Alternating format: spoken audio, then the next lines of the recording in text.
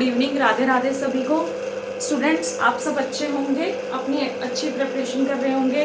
कल हमने students HTET का पेपर सॉल्व किया था, आज हम उसी में 2023 का पेपर सॉल्व करेंगे जो कि पीआरटी का पेपर है, ठीक है, एचटेट का मैथ्स का। तो फर्स्ट क्वेश्चन है स्टूडेंट्स आपका, the average of two numbers A and B is 20। Average given है आपको दो नंबर्स का, ए एंड बी का एवरेज गिवन है that is 20, B and C का गिवन है आपको that is 19 and C and A का average is given to you that is 21। आपको ए की वैल्यू फाइंड आउट करनी है, you have to find the value of A. Clear students, तो average आपको पता है, हम किसी भी चीज का जब एवरेज निकालते हैं तो हम क्या करते हैं, सपोज हमें ए प्लस बी का एवरेज निकालना है तो हम इसको 2 से डिवाइड करेंगे और जो भी होगा वो आ जाएगा, ठीक है। तो अब हमने क्या करना है, हमें क्या गिवन है, average of A and B is 20, तो हमने 20 ले लिया, that A plus B is equal to 20 into 2 will be 40। एक इक्वेशन ये बन गई आपकी। बी एंड सी, बी और सी का एवरेज आपका गिवन है 90, तो बी प्लस सी की वैल्यू कितनी हो जाएगी students, 19 into 2 that is 38, that is your second equation. Clear. अब हम थर्ड इक्वेशन बनाएंगे, C and A, C plus A is equal to 21, so A plus C is equal to 21/2 that is 42। ये आपकी 3 equations हो गई ए B सी की।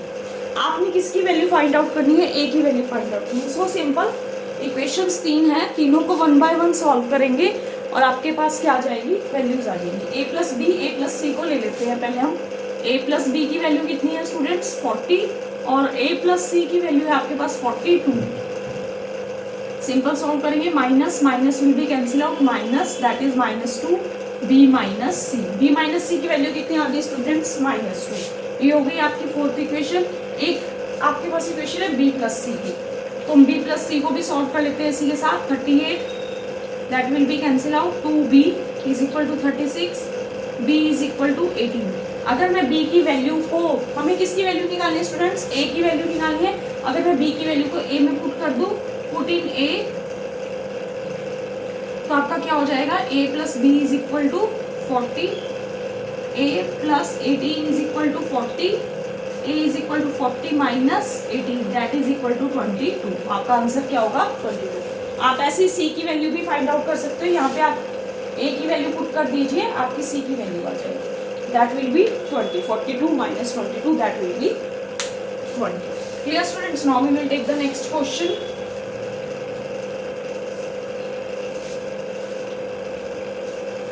Next question है students कि यदि इन एन कोड लैंग्वेज, एक कोई कोड लैंग्वेज है, उसमें आपको ए सी ई की वैल्यू गिवन है, A C is given as 1925, clear. और सेकंड है big, big is written as 48149। तो आपने बताना है कि how will you write dog, आप डॉग को क्या लिखोगे। कोई पैटर्न लिखा हुआ है, ए सी ई की वैल्यू उसमें 1925 है, बिग की वैल्यू है 48149, डॉग की value you have to find. तो हम क्या करेंगे स्टूडेंट्स, आप सबको पता है कि जब हम अल्फाबेट देखते हैं तो उसमें ए की वैल्यू क्या होती है स्टूडेंट्स, 1, सी की वैल्यू क्या होती है 3, ठीक है, और आपका सॉरी ए सी ई है, ई की वैल्यू क्या होती है 5। अगर मैं इन सबका स्क्वायर कर दूं तो हमारा क्या बन जाएगा, 1 का स्क्वायर 1, 3 का स्क्वायर 9, 2 का 5 का स्क्वायर 25, आ गया आपके पास 1925। इसका मतलब इन सब की वैल्यूज का क्या करना है, इन सब की नंबर्स का क्या करना है, स्क्वायर करना है हमें। नेक्स्ट है आपके पास बी आई जी, 2 का स्क्वायर, आई की वैल्यू आती है आपकी 7 पे 7 का स्क्वायर, जी आपका आता है स्टूडेंट्स, सॉरी आई आता है आपका 9 की वैल्यू पे और जी आता है 7 की वैल्यू पे, तो 48149 दैट इज योर आंसर। अब हमें किसका निकालना है स्टूडेंट्स, डॉग। तो डॉग में डी हो गया 4 का स्क्वायर, ओ कब आता है आपका, A B C D E F G H I J K L M N O, 15 का स्क्वायर, जी की वैल्यू कहाँ थी आपकी 7 का स्क्वायर, तो आपका क्या बन जाएगा 16, 225, 49, क्योंकि 15 का स्क्वायर क्या होता है 225। इट्स सो सिंपल, लेकिन जरूरी नहीं है आपको यही पैटर्न आएगा, हो सकता है आपको यहाँ पे क्यूब करके दे दे, या आपको ए प्लस सी का, जैसे ए की वैल्यू है, कई बार क्या दिया होता है, जैसे अल्फाबेट्स हम सिंपल लिखते हैं तो 1 2 3 नंबरिंग देते हैं, उसमें रिवर्स काउंटिंग के लिए भी दे देते हैं, या कुछ माइनस करने के लिए, सब्ट्रैक्ट करने के लिए, वो हमें देखना होता है उस टाइम कि हमें किस पैटर्न से आंसर मिल सकता है। Now we will take the next question that is find the next term in the number series. आपने नंबर सीरीज में नेक्स्ट टर्म को फाइंड आउट करना है। आपको गिवन है 5, 10, 26, 50 एंड 122। जो ऑप्शंस गिवन है that is 154, 162, 170 and 178। That's are the option. तो सबसे पहले क्या करेंगे, देखो अब हम ऐसे भी सोच सकते हैं कि 5 2 ज़ा 10, ठीक है, लेकिन अगर मैं 10 2 ज़ा करूँ तो 20 आना चाहिए था, तो ये तो पैटर्न बनता है। फिर हमने किया कि चलो 2 का स्क्वायर प्लस 1 हो सकता है, ठीक है, तो मैंने ऐसे किया 2 का स्क्वायर प्लस 1, 3 का स्क्वायर प्लस 1 हो गया, 2 का स्क्वायर मतलब 4 प्लस 1, 3 का स्क्वायर 9 प्लस 1, 5 का स्क्वायर प्लस 1, फिर 7 का स्क्वायर प्लस 1। अब देखिए 1 2 3 5 7। अब ये कौन से नंबर है स्टूडेंट्स? 2 का स्क्वायर किया 4 plus 1 5, 3 square 9 plus 1, 5 25 plus 1 49 plus 1। अब यहाँ पे हमें पता है 9 का स्क्वायर तो क्या होता है स्टूडेंट 81, तो 81 प्लस 1 तो कितना होना चाहिए था 82। ये तो गिवन नहीं है, तो आप क्या ले सकते हो, इसका मतलब ये सारे प्राइम नंबर्स लिए हुए हैं। और 9 7 के बाद हमारे पास क्या आएगा 11, 11 का स्क्वायर प्लस 1, 11 का स्क्वायर होता है आपका 121 प्लस 1। क्योंकि अगर स्टूडेंट्स में ऐसे लिखती 2 3 5 7 9, ठीक है, ये सारे ऑड नंबर हैं, तो इसका मतलब ऑड नंबर तो नहीं है क्योंकि 9 का हमारा नहीं बनता है। इसका मतलब इन्होंने प्राइम नंबर्स लिए हुए। तो 11 के बाद आपका क्या आएगा 13, तो 13 का square plus 1 will be 169 plus 1 that is equal to 170। तो ये answer will be 170। Clear students? Now we will take the next question. Next question is if A is heavier then B। A जो है आपका वो heavier है, means आपका बड़ा है मान लिया इससे B से। फिर आपका C is heavier then C is lighter than D। C जो है आपका वो लाइटर है किससे D से। E is heavier then D। E जो आपका हैवियर है D से बट लाइटर देन B, लेकिन लाइटर है किससे B से। ठीक है, तो आपने क्या बताना है, वो among them is the heaviest. आपने बताना है कि सबसे ज्यादा हैवी कौन होगा। A बड़ा है B से, या कह लो A हैवी है B से, C आपका लाइट है D से, B जो है वो आपका E से तो हैवी है, लेकिन E आपका हैवी है किससे D से। तो B जो है वो हैवी है E से, और E से B किससे हैवी है E से हैवी, और B से हैवी कौन है A। तो इसका मतलब आपका आंसर क्या हो जाएगा A जो है वो सबसे ज्यादा heaviest. Now we will take the next question, that is next question in a certain code pages is written as pages PAGES, that is written as RDIHU,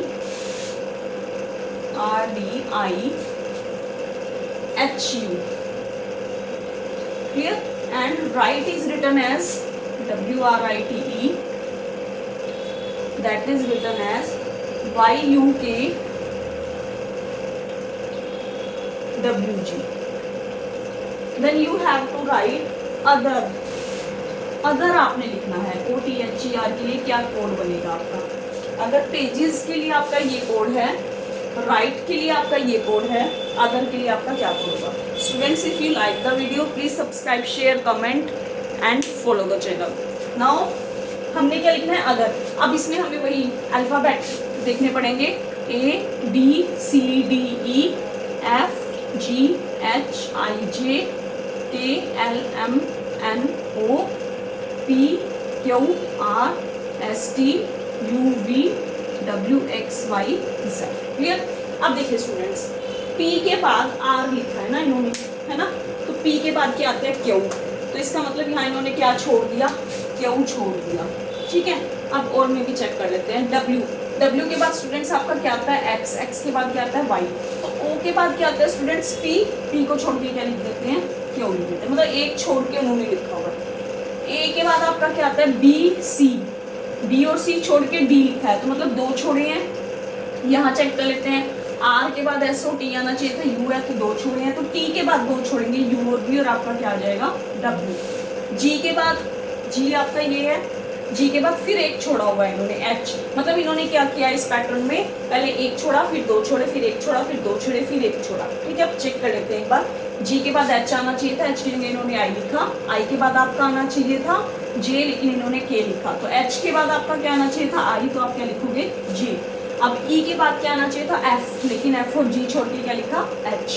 तो टी, टी के बाद आपका आना चाहिए था यू, लेकिन यू और we छोड़ के डब्ल्यू। तो ई के बाद आना चाहिए था एफ, एफ और जी छोड़ के क्या आएगा आपका एच। अब एस, एस के बाद टी आना चाहिए था, टी छोड़ के यू लिखा है, ई के बाद एफ आना चाहिए था, एफ छोड़ के जी लिखा है, आर के बाद आपका क्या आना चाहिए था एस, लेकिन एस छोड़ के आप क्या लिखोगे टी। तो answer is Q W J H T. पहले एक छोड़ा फिर दो छोड़े फिर एक छोड़ा फिर दो छोड़े, that is the pattern in this question. Clear students? So QWH, QWJHT is given in the option. That is your answer. Now we will take the next question. The next question is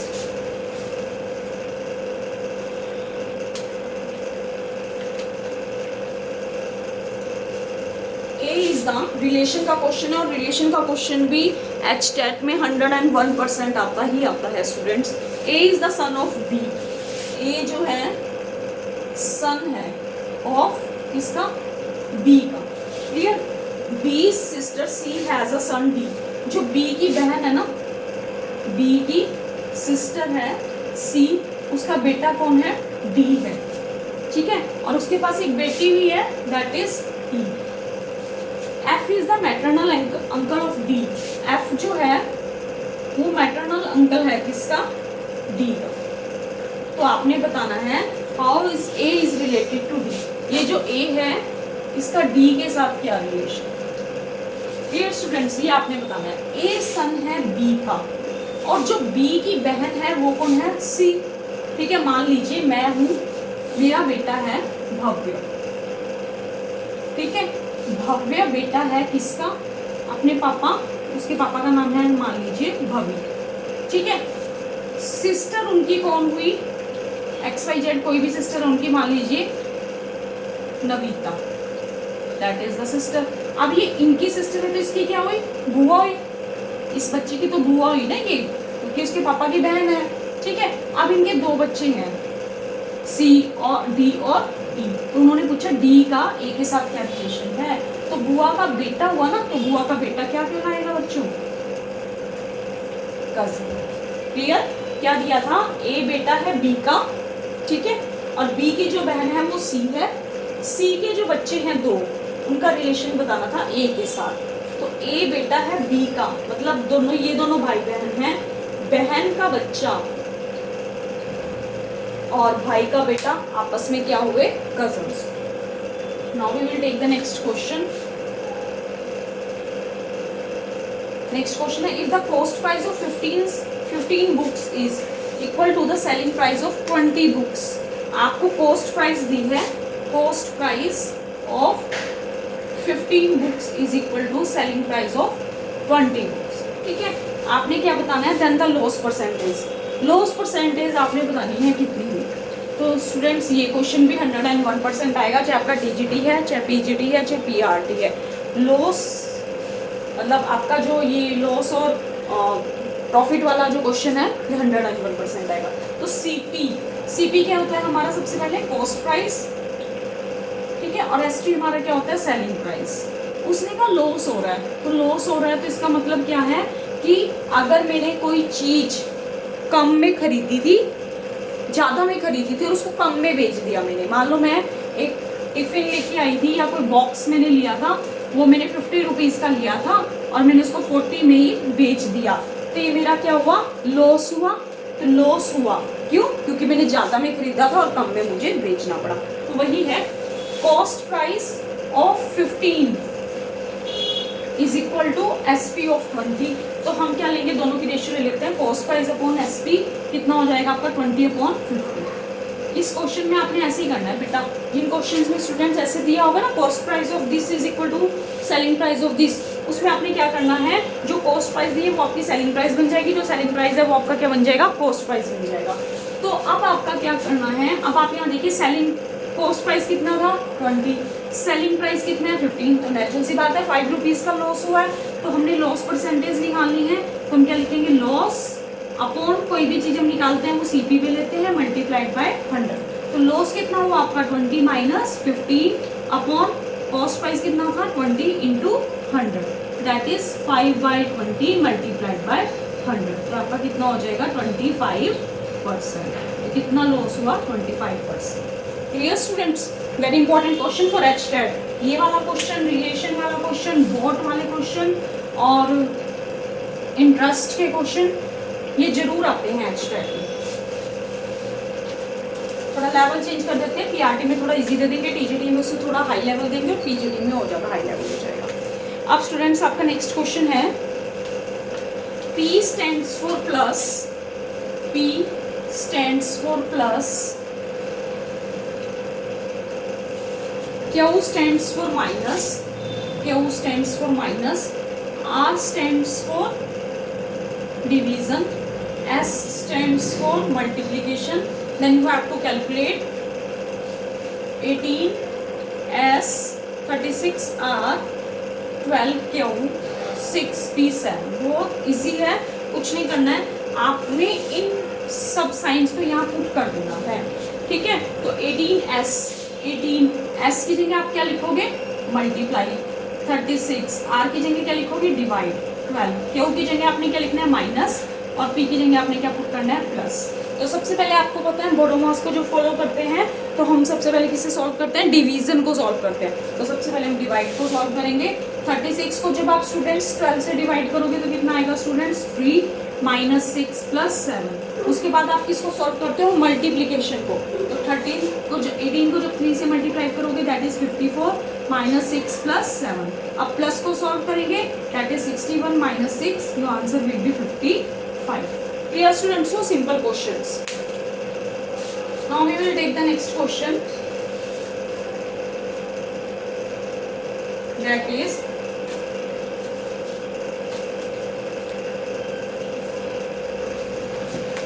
That is given to you, if x% of y is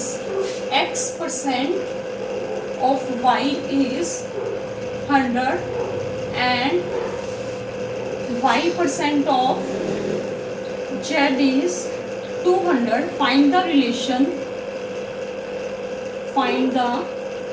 relation between x and z। x और z का relation निकालना है जब आपके पास x% y, x% of y का मतलब क्या है x by 100 मल्टीप्लाइड बाय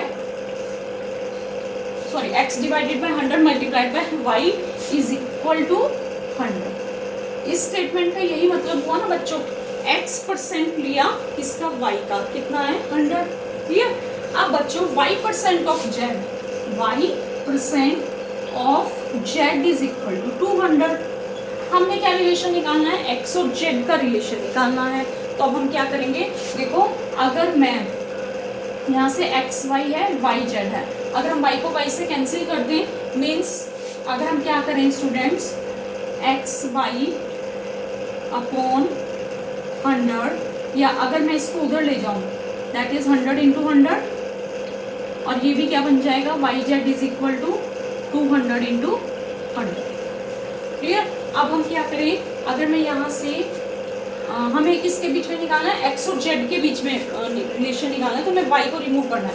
अगर मैं यहाँ से वाई की वैल्यू निकालूँ 1 2 3 4 अपॉन एक्स, तो यहाँ पे पुट कर दूँ 1 2 3 4 upon x multiplied by z is equal to 2 1 2 3 4 zeros will be cancelled, z upon x is equal to 2, और you can say z is equal to 2x, that is your relation between x and z। कुछ नहीं किया students, x% था तो आपको पता है percent में क्या करते हैं 100 से डिवाइड किया, ठीक है। मल्टीप्लाइड ऑफ का मतलब होता है multiplication, y is equal to 100, उसके बाद y% y upon 100 multiplied by z is equal to 200।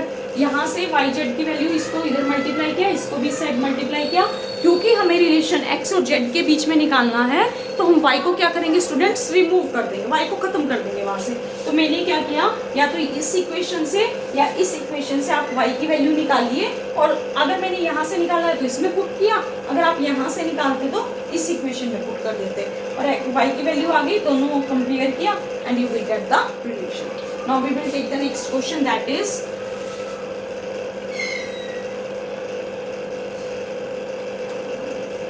given to you root 0.05 multiplied by 0.5 multiplied by a is equal to 0.5 multiplied by root b.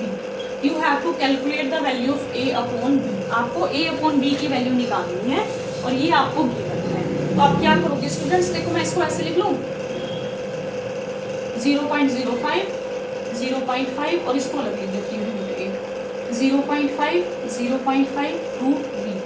हमें ratio में निकालना है ना, तो मैं ऐसा करती हूँ, सॉरी यहाँ पे बी था, हमें रेशो में निकालना है तो हम क्या करते हैं ए और बी को अलग से लिख लेते हैं। तो ए और बी मैं एक साइड ले लेती हूँ, तो मैंने रूट ए अपॉन बी इकट्ठी लिख दिया क्योंकि दोनों रूट में थे।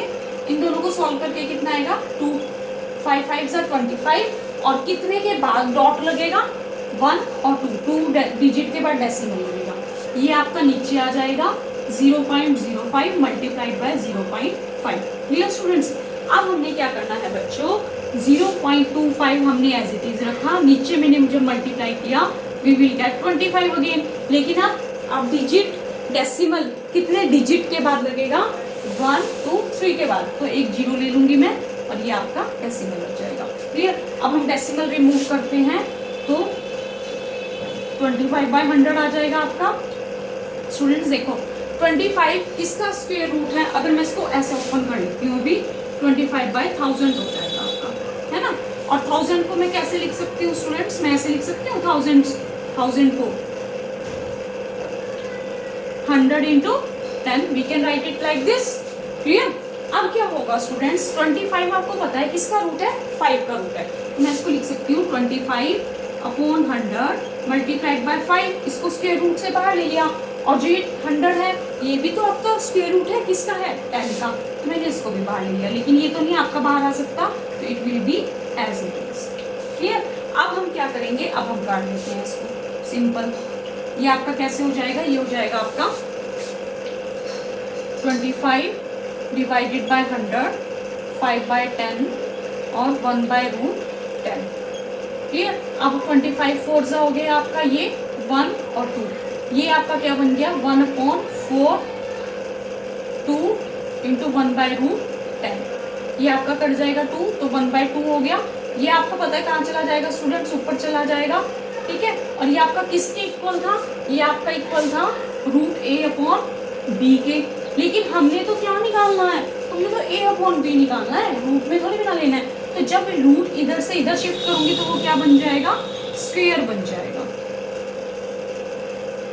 तो ये आपका हो जाएगा रूट से square cancel, 10/4 is equal to A upon B, जब इसको डिवाइड करेंगे that is 2.5, that is your answer. Clear students, कुछ नहीं किया बच्चों, हमने इसमें से ए और बी को अलग कर दिया, बाकी अलग रखा, फिर इनकी मल्टीप्लिकेशन की है, डेसिमल को सॉल्व किया है, डेसिमल को रूट से जो स्क्वायर रूट था उसको रूट से बाहर निकालना है, और उसको डिवाइड करके जो स्क्वायर रूट था उसको दूसरी तरफ जब शिफ्ट करेंगे तो वो स्क्वायर में चेंज हो जाएगा and we will get the answer. Clear, now we will take the next question. Please subscribe the channel and share with others. If you like the video, please comment also. The sum of all the interior angles of the regular polygon of 10 sides. कोई regular polygon है, उसकी 10 sides हैं, मतलब n की value आपकी 10 है students, ठीक है। तो उसने कहा है the sum of the all interior angles of the regular polygon of 10 sides है। इसका तो सिंपल बच्चों, जो रेगुलर पॉलीगन का इंटीरियर एंगल है ना, उसको निकालने का एक फॉर्मूला है, that is n minus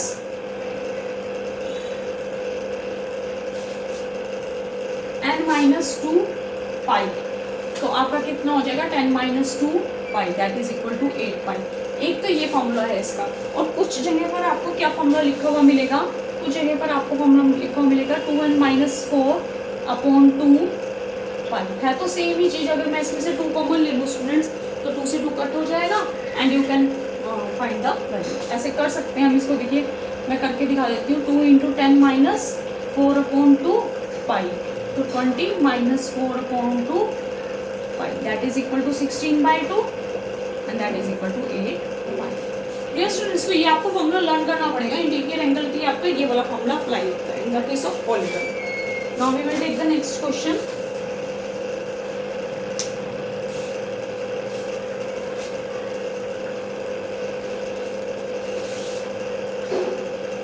The ratio of the side and the height of the equilateral triangle. The ratio of side and height of equilateral triangle.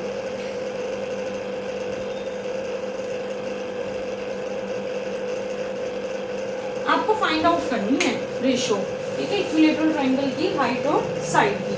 तो सबसे पहले तो स्टूडेंट्स इक्विलेटरल ट्रायंगल क्या होती है? इक्विलेटरल ट्रायंगल होती है जिसकी सारी साइड्स क्या होती है? इक्वल होती है। सपोज इसकी सारी साइड्स क्या है? इक्वल है। समबाहु त्रिभुज जिसको हम हिंदी में कहते हैं, ठीक है। तो सम का मतलब समान, सारी भुजाएं क्या होंगी? एक जैसी होंगी। इक्वल का मतलब क्या होता है? सेम। तो सारी साइड्स जो होंगी वो एक जैसी होंगी, तो उसको हम क्या कहेंगे? Equilateral triangle. अब उसने क्या कहा? रेशो निकालनी है अपने साइड और हाइट की, तो ये हमने ले ली है हाइट, ठीक है। अब देखिए स्टूडेंट्स, ये पूरी वैल्यू a है, इस साइड की वैल्यू भी a है और ये साइड भी आपकी लिखनी है a, ठीक है। अब मुझे हाइट और साइड की रेशो निकालनी है, तो मैं कैसे निकालूंगी? सपोज ये आपकी ट्रायंगल है ABCD, तो मैंने इसका ये पोर्शन ले लिया, क्योंकि हाइट तो हमें पता ही नहीं, तो हाइट हम निकाल लेंगे ABD। अब मुझे ये बताओ आप, ये पूरा a है, तो जब इसको मैं ऊपर से परपेंडिकुलर ड्रॉ करूंगी तो ये 2 पार्ट्स में डिवाइडेड हो जाएगा, तो that will be equal to a/2। अब इसमें क्या लगाएं? पाइथागोरस प्रमेय अप्लाई करें, तो AD² is equal to AB² plus BD²। Then AD², क्या आप यहाँ पे H² लिख लो, a की बात है। AB की वैल्यू है स्टूडेंट्स A² प्लस a/2 का square, that is A² plus A²/4। जब आप, मैंने कुछ मिस्टेक की है, ये मिस्टेक, मैंने वैल्यूज गलत पुट की है, क्योंकि पाइथागोरस थ्योरम के अकॉर्डिंग अगर हम लिखेंगे तो क्या आएगा? AB² is equal to AD² plus BD²। तो AB² a है और AD you have to calculate, that is equal to a/2 का स्क्वायर। ये तो आपका बन जाएगा A²/4, H² that is equal to A², A² minus A²/4 is equal to H²। जब आप इसको एलसीएम लेके सॉल्व करोगे, you will get 3A²/4 is equal to H²। Clear students? तो आपके पास क्या आ गया? 3A²/4 is equal to H²। Square से रूट हटाएंगे, that is √3/2 A is equal to H। तो आपकी हाइट और किसकी पूछी थी इन्होंने? साइड एंड हाइट की रेशो। साइड एंड हाइट की रेशो आपकी कितनी हो जाएगी? 3√3/2 हो जाएगी आपकी। Clear students? Now we will take the next question. आपकी साइड और हाइट की पूछी है ना उसमें, तो A/H होगा साइड अपॉन हाइट, तो ये भी उल्टा हो जाएगा 2/√3। 2:√3 will be your ratio. Clear? Now we will take the next question. ये आपको मैंने ट्रायंगल्स पहले भी बताई थी आई थिंक। इक्विलेटरल ट्रायंगल होती है जिसमें सारी साइड्स इक्वल होती हैं। एक होती है स्केलन, स्केलन में तीनों साइड्स बिल्कुल अलग होंगी। एक होती है आइसोसेल्स जिसमें आपकी 2 साइड्स इक्वल होंगी। क्लियर? अब आपका नेक्स्ट क्वेश्चन है students, the quadrilateral form by angles bisector of cyclic quadrilateral. आपने बताना है कि आपका कोई क्वाड्रिलेटर है, सपोज ये आपका क्वाड्रिलेटर है कोई, ठीक है। इसमें कहता है कि अगर आप एंगल्स बाइसेक्टर, जिसकी एंगल बाइसेक्टर है,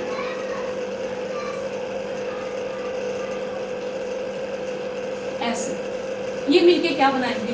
तो स्टूडेंट्स ये आपने याद रखना है कि जब भी क्वाड्रिलेटर के एंगल बाइसेक्ट होंगे और वो साइक्लिक क्वाड्रिलेटर होगा, तो उसके अंदर जो बनेगा वो भी क्या होगा? साइक्लिक क्वाड्रिलेटर ही बनेगा।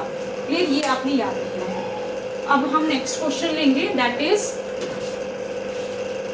in how many years will a sum become 27 times when a triple itself in 7 years at compound interest when the rates are same?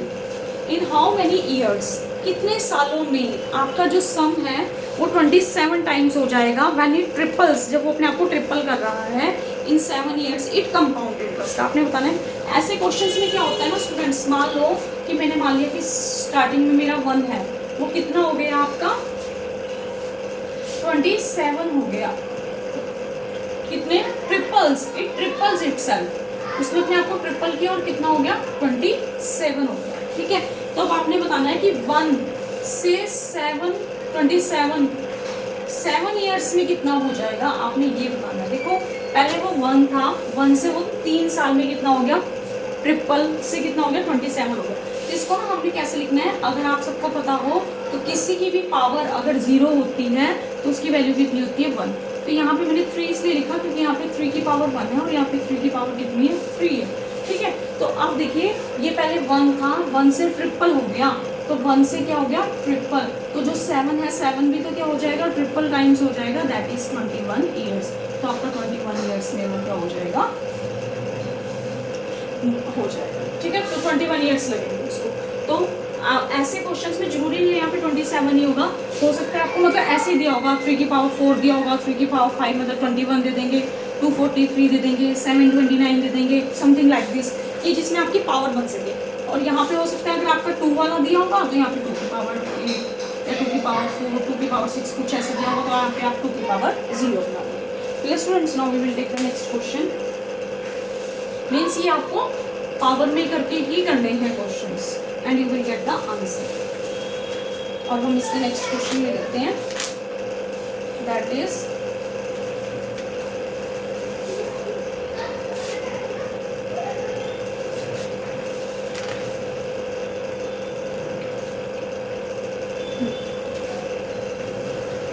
एक क्वेश्चन है स्टूडेंट आपके पास, x is equal to 3/4 divided by 5/6, y is equal to 3 divided by 4 divided by 5 divided by 6, और z की value given है आपको 3 divided 4 divided by 5 divided by 6, और एक w गिवन है आपको 3 divided by 4 और 5 divided by 6। तो आपने बताना है, कुछ ऑप्शंस आपको गिवन है, आपको बताना है इनमें से कौन सा ऑप्शन आएगा। पहली बात तो स्टूडेंट्स ये जो क्वेश्चन आया था ना एग्जाम्स में जब आया था ये लास्ट ईयर, तो इसका आंसर अगर हम अकॉर्डिंग टू रूल्स करें मैथ्स के तो कुछ और आएगा। तो इसका आपको ग्रेस मार्क मिला था इस क्वेश्चन का ना सबको।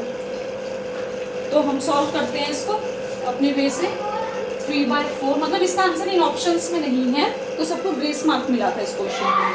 3/4 आपको पता है जब डिवाइड होता है तो हम उल्टा लिख देते हैं 6/5, ये कट जाएगा, 2 3 जा 2 2 जा, तो x की वैल्यू कितनी बन जाएगी 9/10, ये आपके पास 9x आ गया। अब y को सॉल्व करते हैं, y इज इक्वल टू 3, आपको पता है पहले हम क्या सॉल्व करेंगे ब्रैकेट, तो 4 × 1/5, ब्रैकेट सॉल्व करने के बाद दूसरा सॉल्व करेंगे दैट इज 1/6, तो ये भी कट गया, कितना आ गया 2/3, तो 3:2/15। जब हम इसको अलग से लिखेंगे तो 15/2 दैट इज 45/2।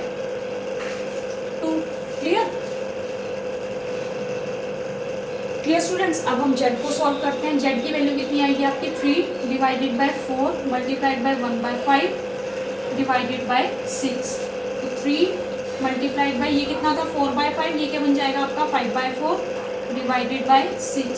अब हम इसको क्या लिख सकते हैं स्टूडेंट्स, 3 × 5/4 multiplied by 1/6, 3 2 जा 6 दैट इज इक्वल टू 5/8। अब हमें किसे सॉल्व करना है, w को।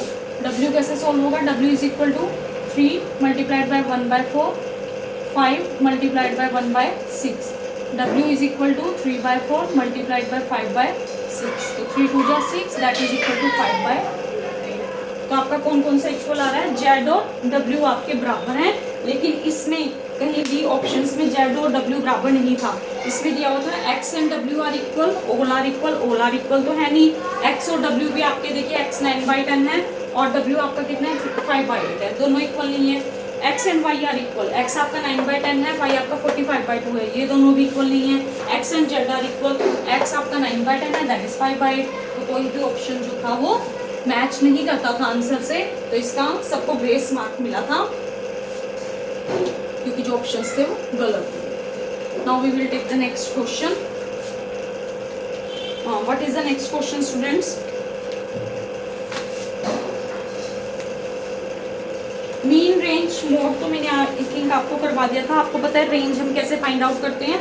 सबसे बड़े डिजिट में से सबसे छोटे डिजिट को माइनस करेंगे, मोड में जो मैक्सिमम टाइम आ रहा होगा उसको लेंगे, और जो मीडियन है आपका उसमें हम क्या करेंगे, अगर इवन है या ओड है उसके अकॉर्डिंग लेंगे। कल हम इसी सीरीज को कंटिन्यू करेंगे और इसी में हम टीजीडी या पीजीडी का 2023 का पेपर सॉल्व करेंगे। Thank you. If you like the video please subscribe, share, comment. Thank you.